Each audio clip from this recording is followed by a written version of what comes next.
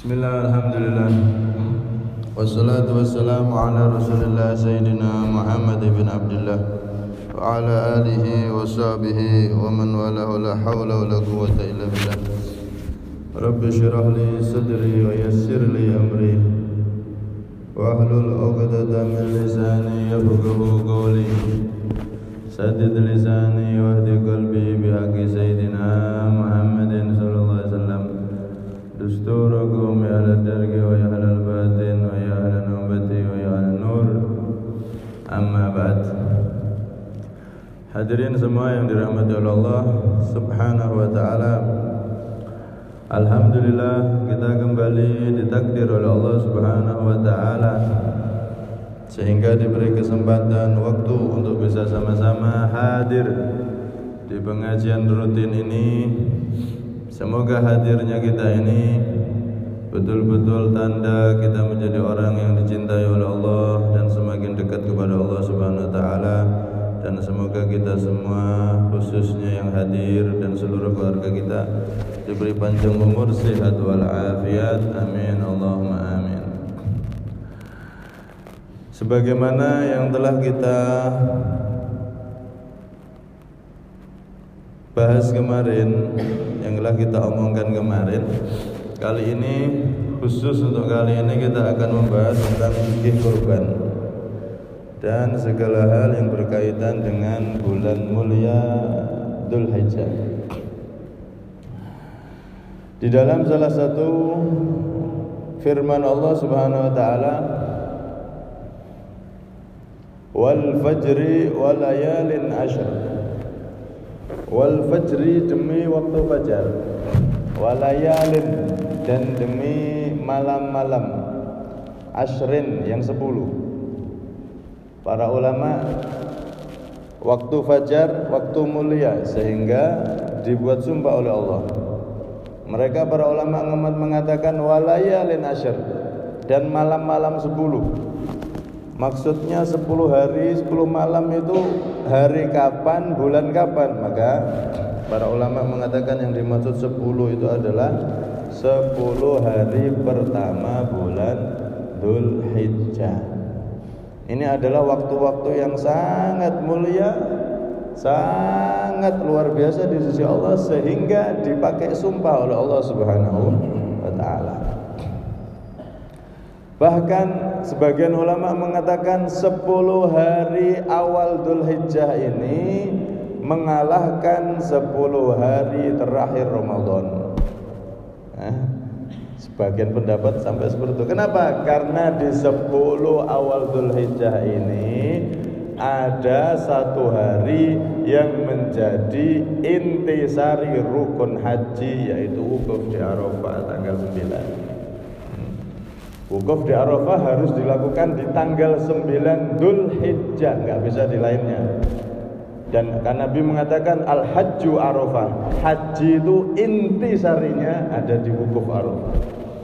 Makanya 10 hari ini terangkat jadi mulia semua, karena di dalamnya ada intisari dari rukun haji, yang mana rukun haji ini adalah salah satu tiang dan rukun dari agama Islam. Didukung lagi dengan riwayat dari Nabi Muhammad SAW.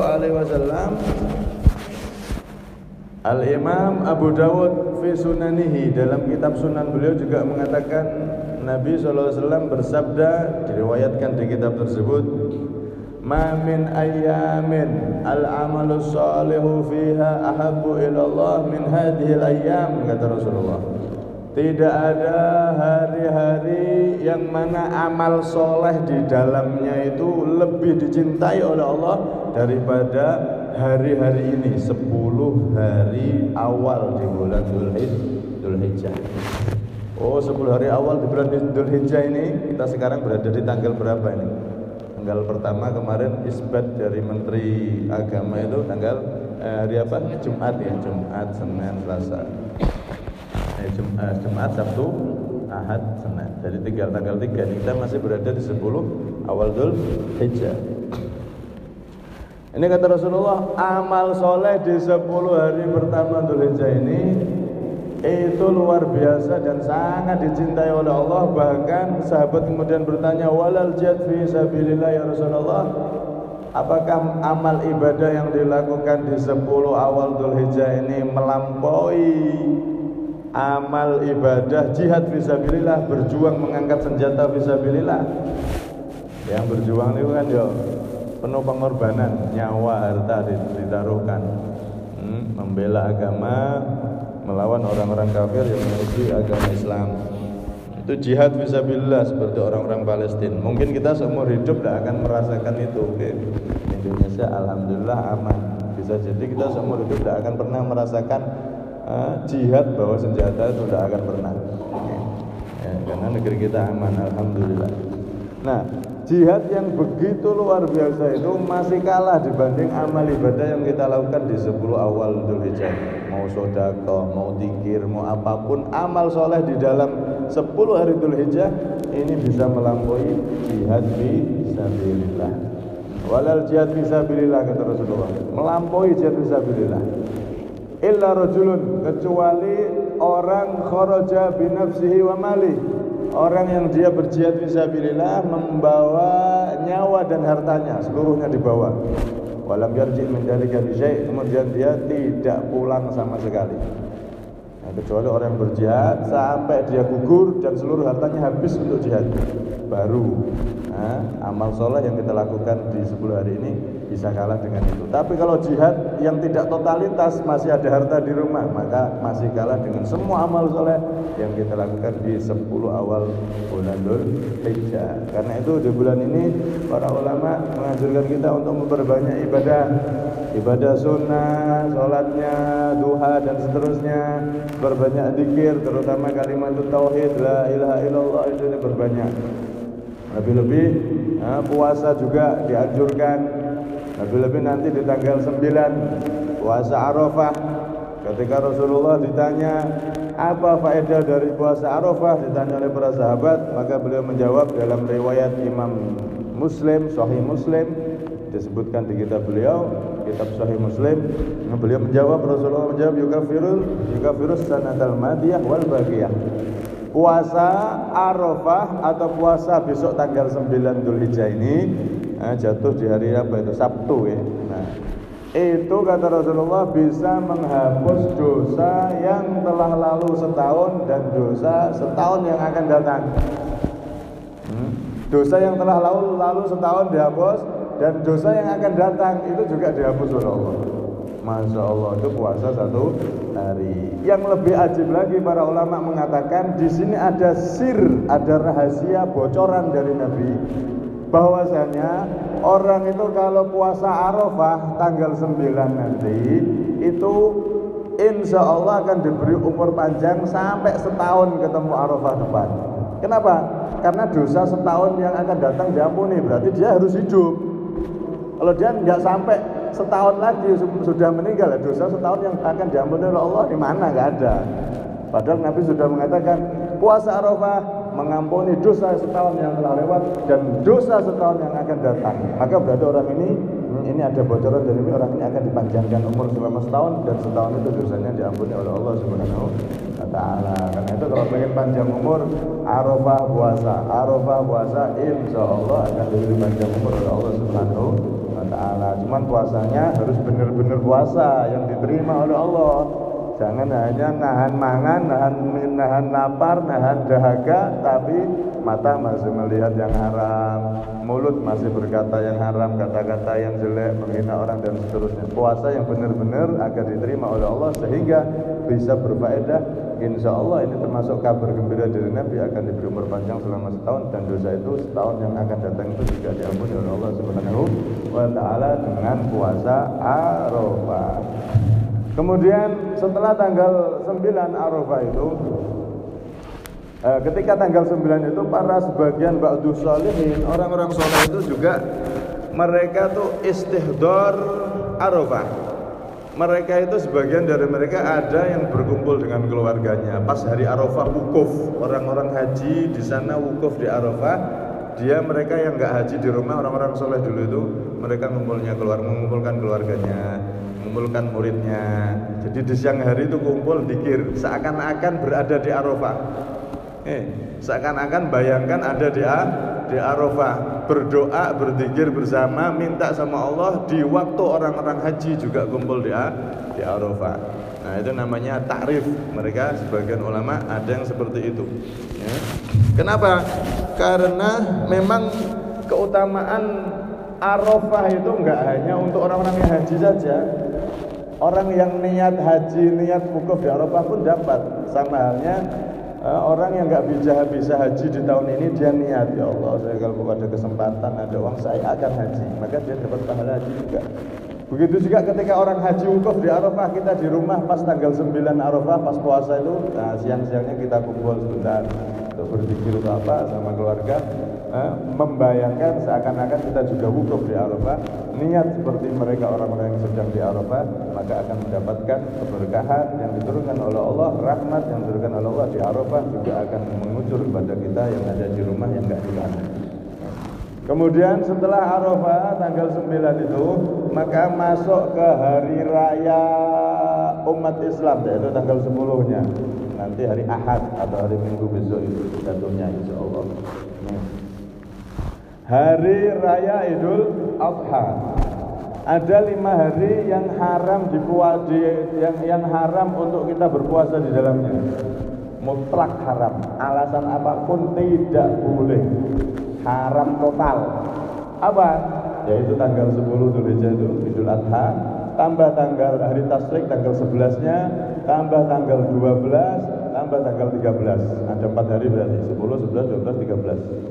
10 itu Idul Adha, tambah 3 hari ini 11, 12, 13 hari tasyrik, ini 4 hari.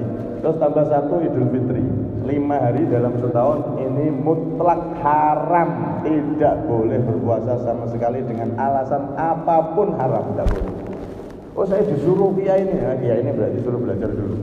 5 ini tidak boleh untuk dipakai buat puasa karena ini hari raya. Nah, di tanggal 10 itu maka ketika masuk di subuh hari Arafah, subuh, misalnya subuh berarti besok tanggal 10-nya itu hari Ahad. Berarti subuh hari Sabtu itu, Sabtu kan Arafah itu. Subuhnya itu kita sudah disunahkan untuk takbir. Takbir setelah sholat, namanya takbir muqayyad. Takbir yang disunahkan ketika kita selesai sholat, sholat fardu, sholat sunnah, pokoknya sholat, walaupun sholat jenazah sama, disunahkan untuk baca takbir Allahu Akbar, sendiri atau jamaah. Setiap selesai sholat maka disunahkan baca takbir dimulai dari subuh Arafah. Itu sudah sunnah, takbir muqayyad itu namanya. Cuman untuk selesai ketika selesai sholat. Nah, nanti ketika malamnya maghrib itu setelah Arafah, puasa Arafah bukan, malamnya itu takbir mursal. Mursal itu takbir di semua tempat, di semua keadaan. Nah, itu takbir terus sampai nanti sholat Id. Selesai sholat Id, takbir mursalnya selesai. Takbir mursal itu tidak terikat dengan sholat. Dia bebas pokoknya, mau di jalan, mau ibu-ibu goreng sambil takbir, mau bapaknya minum kopi sambil takbir, pokoknya itu bebas sudah. Mulai maghrib hari raya sampai sholat Idul Adha atau Idul Fitri sama. Nah, kemudian kalau untuk Idul Fitri selesai sholat, selesai takbirnya, sudah tidak sunnah takbir lagi. Tapi kalau untuk Idul Adha masih ada takbir muqayyad tadi sampai tanggal 11, 12, 13 asar, selesai sholat asar itu setiap selesai sholat sunnah takbir lagi. Jadi selesai sholat Idul Adha itu takbir yang bebas tadi sudah selesai, tapi nanti sholat duhur sunnah terus takbir. Setelah selesai sholat asar sunnah takbir terus sampai tanggal 13 asar. Itu namanya takbir muqayyad, takbir yang diikat setelah sholat. Nah, ada takbir mursal tadi. Kalau takbir mursal, takbir yang bebas itu dari apa? Dari maghrib hari raya sampai sholat itu. Nah, itu takbir mursal. Ada 2 macam takbir. Itu disunahkan untuk dikumandangkan takbir yang mursal ataupun yang muqayyad tersebut. Kemudian setelah melaksanakan Salat Idul Adha beserta khutbahnya, ya, maka bagi yang punya keluasan harta disunnahkan untuk berkorban, mengeluarkan menyembelih hewan kurban. Bahkan Nabi dalam salah satu hadis beliau mewanti-wanti orang yang punya harta tapi tidak mau korban. Beliau tegas, malam man kanat lahu sa'ah falam yudhi fala yaqrabanna musallana, kama qala Nabi sallallahu alaihi wasallam. Orang yang punya keluasan rezeki tapi tidak mau berkorban, maka jangan dekat-dekat ke tempat mushola kami, jangan dekat-dekat ke masjid kami. Ini peringatan tegas dari Nabi, orang yang punya harta hendaknya berkorban. Karena itu hukum dari korban itu menurut pendapat yang kuat adalah sunnah. Namun perlu diketahui sebagian ulama ada yang mewajibkan. Jadi hukum korban itu ada dua pendapat. Yang kuat sunnah, tapi ada sebagian kecil ulama yang mewajibkan. Karena itu kalau ada orang tanya saya, ini punya uang 10 juta, tak sodakohkan berupa uang atau sembako, apa tak buat beli kambing untuk korban atau sapi untuk korban? Sama-sama sodakoh ini, sodakoh biasa sama korban. Maka jawabannya gimana? Lebih afdol dijadikan korban. Kenapa? Karena korban itu sebagian ulama ada yang mengatakan wajib. Nah, daripada sodakoh biasa lebih utama diberikan hewan korban. Kemudian korban ini yang kuat adalah hukumnya sunnah. Cuman terbagi lagi menjadi 3 hukum. Ada sunnah muakkadah. Sunnah muakkadah ini sunnah yang sangat dianjurkan, dikukuhkan, dianjurkan.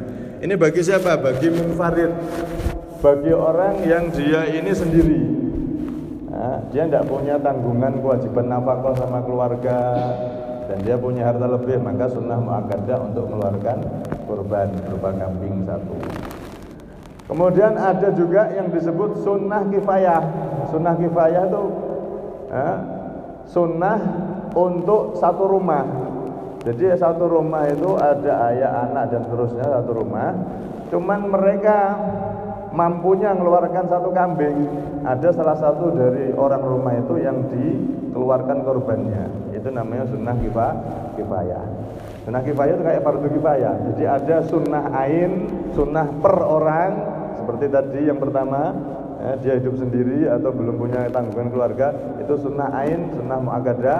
Ada sunnah kifayah. Sunnah kifayah itu per 1 rumah, per 1 kakak ada yang berkorban dengan kambing 1. Cuman nanti yang dapat pahala yang dikorbani itu tadi, nama yang dibuat korban itu. Yang lain sudah gugur kesunahannya. Sama seperti fardu kifayah gitu ya. Salat jenazah itu fardu kifayah. Seluruh desa wajib salat jenazah. Tapi kalau cukup ada 1 orang, 2 orang yang mensolati cukup, yang lain enggak dosa. Yang dapat pahala siapa? Yang ikut sholat toh. Tapi yang lain sudah tidak dapat dosa. Begitu juga sunnah kifayah itu seperti itu. 1 rumah, 1 kakak itu sunnah mengeluarkan minimal 1 kambing. Nah, sehingga yang lain sudah tidak ada tuntutan sunnahnya. Nah, seperti itu namanya sunnah kifayah. Syukur-syukur kalau uangnya lebih semuanya dikasih korban sapi 7 orang. Kalau anaknya 14 berarti 2 sapi, itu tambah bagus lagi. Tapi 1 kambing pun sudah mencukupi untuk sunnah kifayah daripada 1 keluarga. Jadi ada sunnah muakkadah untuk 1 orang, ada sunnah kifayah untuk untuk 1 keluarga, 1 kakak. Ya, kemudian ada yang hukumnya wajib. Korban itu wajib dengan dinadari. Contoh, kalau anak saya lulus berhasil belajarnya, saya akan korban. Nah, itu wajib. Korbannya nanti jadi wajib.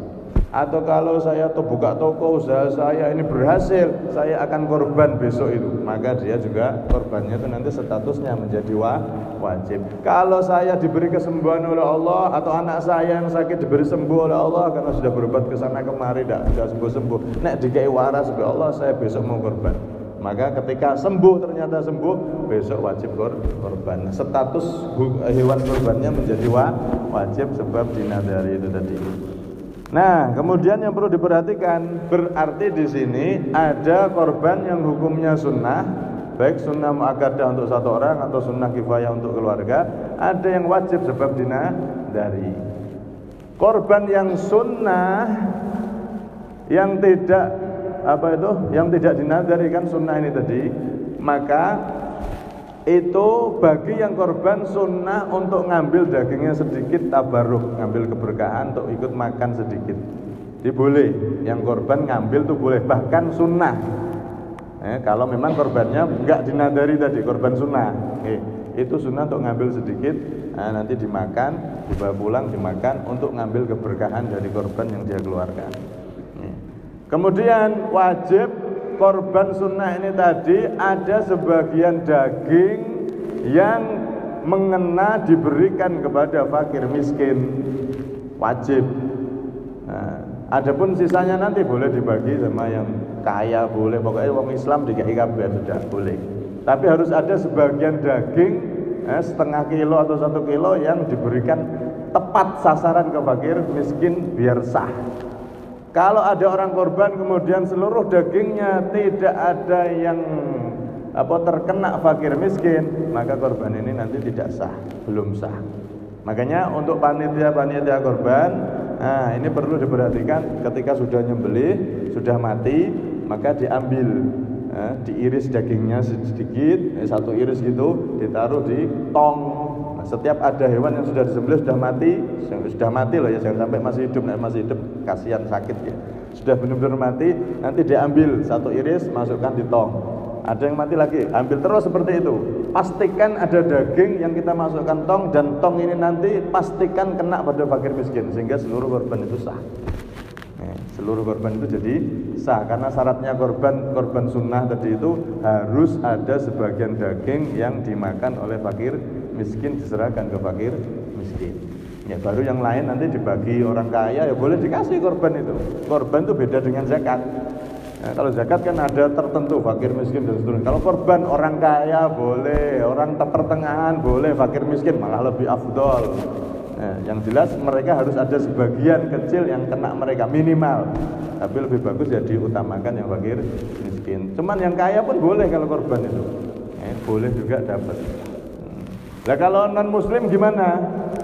Kalau ada perselisihan pendapat ulama, tapi pendapat yang kuat untuk non muslim tidak boleh dikasih daging korban. Kenapa? Li'annaha diyafatullah, karena korban itu adalah suguhan dari Allah untuk umatnya Nabi Muhammad, umat Islam.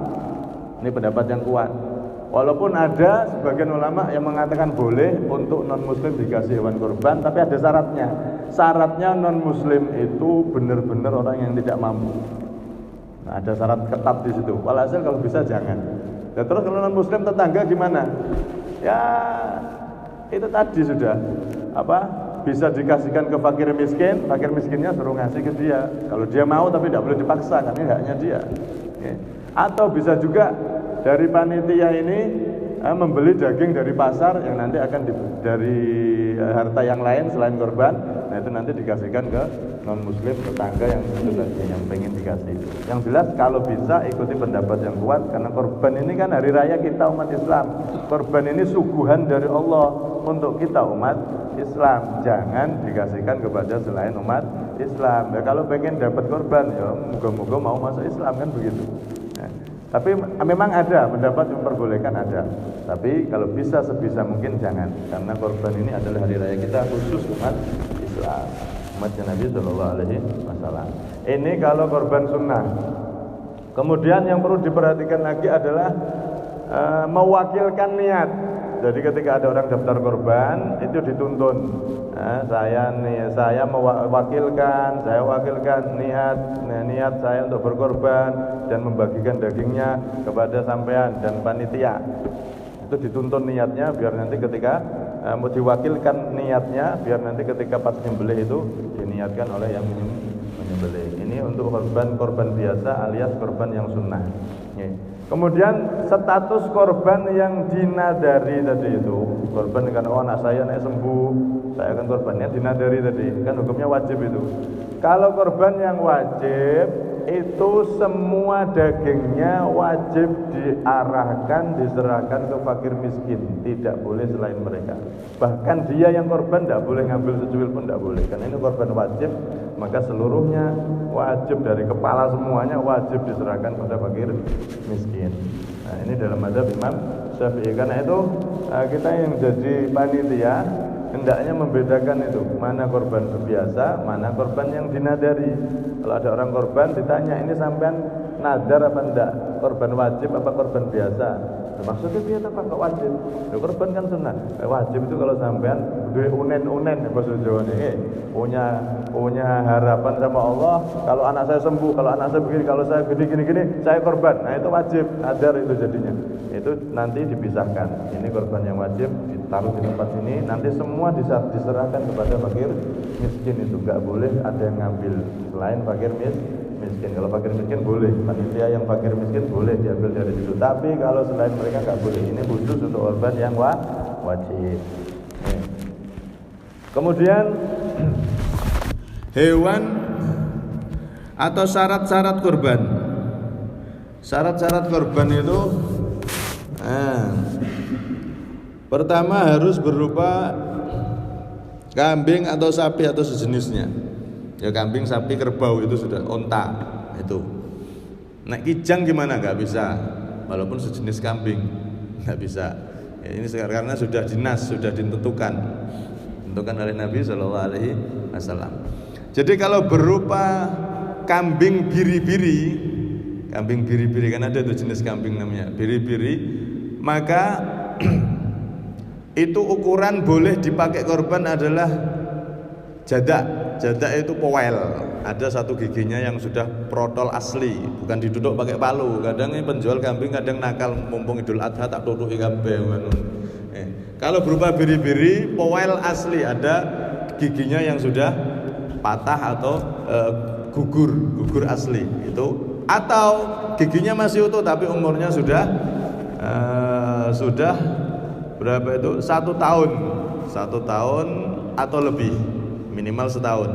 Itu untuk biri-biri, powel atau setahun. Yang kedua, kalau berupa maiz itu kambing kacang, jenis kambing itu biasanya warnanya kuning, atau yang warna putih juga ada, tapi biasanya maiz kambing kacangan, maka boleh dijadikan hewan kurban kalau sudah umur 2 tahun dan tidak ada ukuran powel untuk kambing kacang. Nah, ini kambing kacang sudah powel bisa kurban, dilihat umurnya. Kalau untuk kambing kacang nggak pakai powel, beda kan sama tadi. Kambing biri-biri bisa powel, bisa umur setahun. Tapi kalau kambing kacang cuman pakai ukuran umur 2 tahun. Begitu juga sapi, itu juga umur 2 tahun, tidak pakai powel. Kalau sapi pakai umur, kambing kacang sama sapi itu pakai umur minimal 2 tahun, 2 tahun atau lebih, harus ada 2 tahun. Nah, ini baru boleh dipakai untuk korban. Kalau tidak memenuhi syarat seperti ini, maka nanti kalau disembelih jatuhnya sedekah biasa, bukan korban. Loh, apa beda? Ya beda. Nek sedekah biasa ya dapat pahala sedekah kambing 1.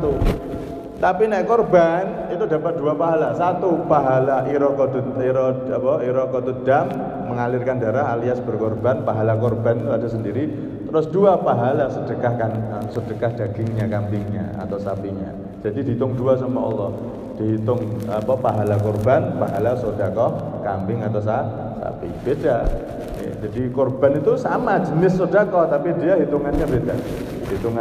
Hitungan korban sama hitungan sedekah binatang tadi itu. Kalau nggak memenuhi syarat, sapinya umurnya 1,5 tahun dibuat korban, maka jatuhnya nanti bukan korban, tapi sedekah biasa. Harus memenuhi syarat-syarat tersebut. Kemudian masih berapa menit ini? Masih lumayan. Kemudian ada beberapa hewan 4 macam yang tidak bisa dipakai untuk berkorban. Yang pertama al-aura al-bayin, kambing sapi yang buta. Maka itu tidak boleh dipakai korban. dipakai korban. Kambing, sapi yang buta, yang jelas butanya. Nah, itu titik aneh gitu. Biasanya tandanya itu matanya putihnya banyak, putih wis, tidak kelihatan hitam-hitamnya. Itu yang buta seperti itu tidak boleh. Kenapa? Karena umurnya dia nanti sama kandungan dagingnya itu beda sama yang normal. Kambing atau sapi yang buta kalau umur 2 tahun itu berat badannya beda sama yang normal. Karena yang normal makannya bisa lihat tuh, makannya banyak. Situ tidak boleh karena sudah terkurangi daging karena dia buta saja itu. Itu yang pertama.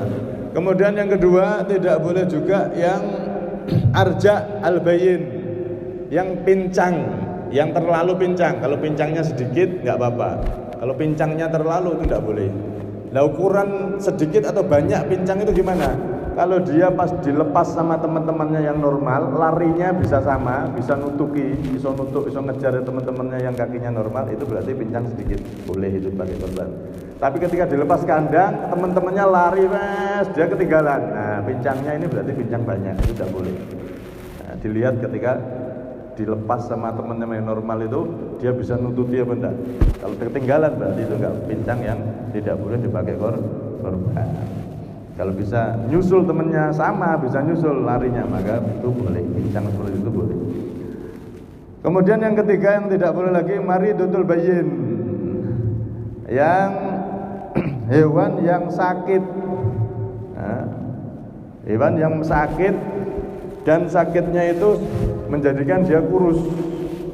Nah, sakit-sakit sedikit tidak apa-apa, tapi nak sakit yang kelihatan ini kok seusianya ini dia kurus sendiri, ini sakitnya berarti itu sakit yang tidak boleh dipakai korban hewan tersebut.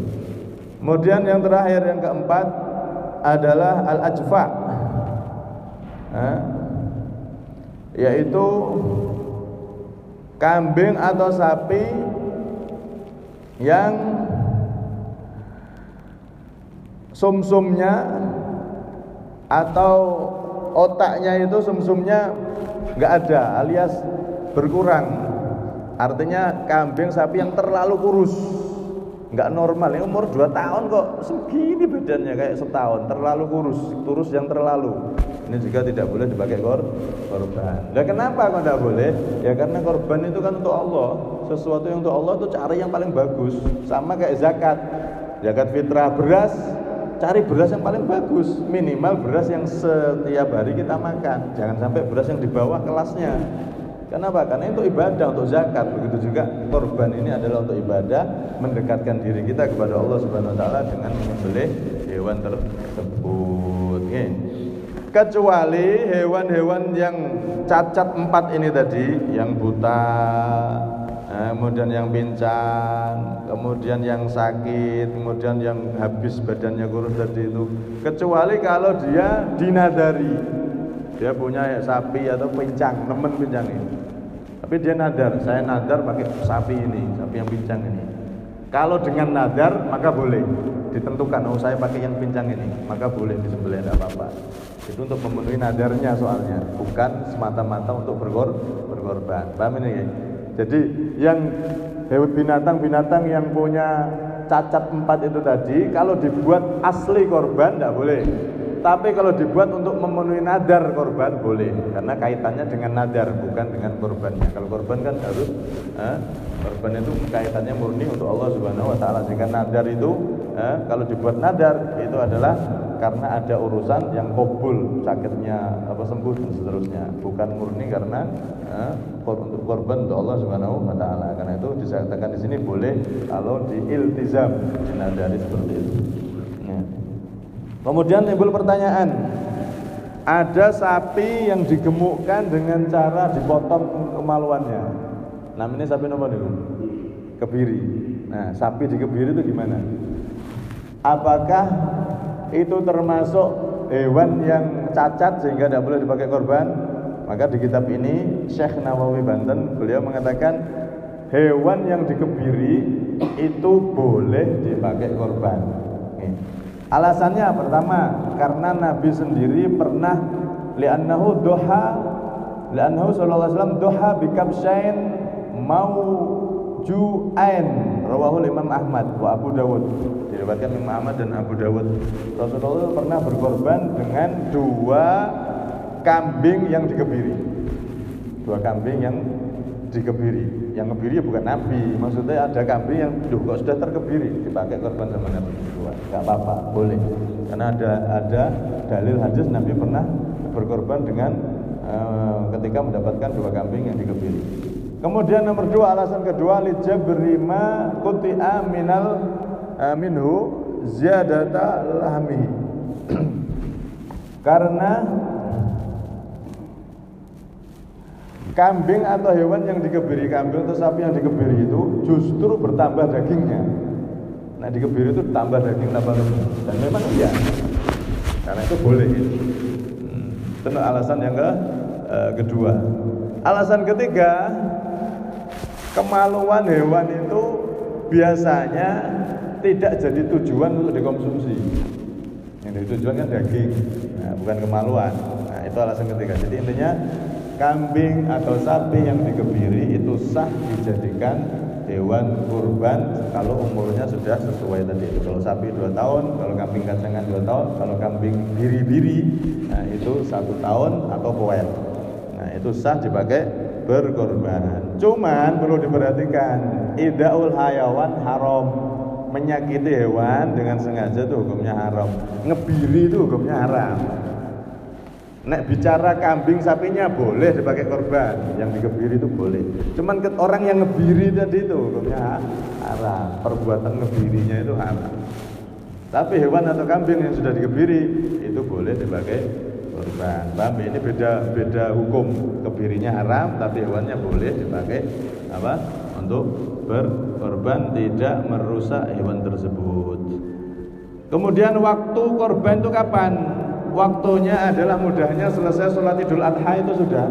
Itu boleh melaksanakan menyembelih korban sampai kapan? Sampai tanggal 11, 12, 13 Maghrib tanggal 13. Ini waktu, jadi tanggal 10 selesai sholat, 11, 12, 13 4 hari ini adalah waktu untuk menyembelih hewan kurban. Cuman jarang ya, yang nyembelih di tanggal 11, 12, 13 sudah jarang. Biasanya nyembelih ya di hari 10 semua. Aslinya boleh sampai tanggal 13 hari tasyrik itu ya, boleh untuk menyembelih di hari tersebut. Jadi misalkan tanggal 10 nyembelih ada 5 kambing, ada 50 kambing, hari 10 nyembelih 5 dulu, besok tanggal 11 nyembelih 5 lagi, tanggal 12 5 lagi, tanggal 13 sisanya. Nah, itu panitia agak ringan. Misalkan kalau panitianya tenaganya terbatas, jangan sebelah langsung, nanti malah bingung begini kakian tenaganya ndono. Sembelih besoknya boleh, tanggal 11, 12, 13 itu masih boleh. 11, 12, 13 Dzulhijjah itu hari tasyrik, hari masih diperbolehkan nyembelih hewan kurban. Cuman afdolnya memang di hari tanggal 10 setelah sholat Idul Adha tadi itu. Itu beberapa hal yang perlu kita perhatikan mengenai Dzulhijjah serta korban. Nah, semoga ini jadi ilmu yang manfaat untuk kita semua, dan kita yang belum bisa korban semoga di tahun depan bisa berkorban. Amin Allahumma amin.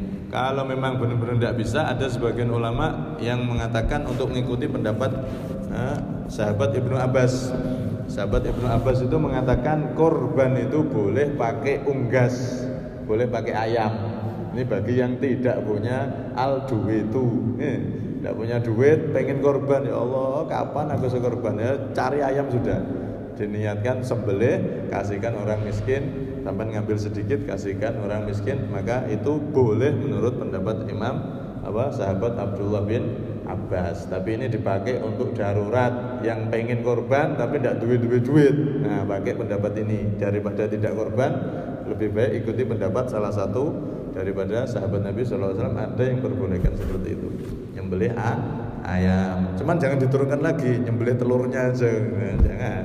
Nyembelih ayam itu ada yang mengatakan boleh bagi yang memang benar-benar tidak punya uang dan dia pengen berkorban. Dan dalilnya apa? Dalilnya Ibnu Abbas itu ketika orang berangkat Jumat itu. Orang berangkat Jumat kalau di waktu awal seperti korban unta. di waktu yang kedua seperti korban sapi, di waktu yang ketiga seperti korban kambing, di waktu yang keempat. Nah, jadi mulai subuh sampai adzan duhur Jumat itu kan dibagi beberapa waktu itu. Nah, waktu yang keempat seperti korban apa tadi?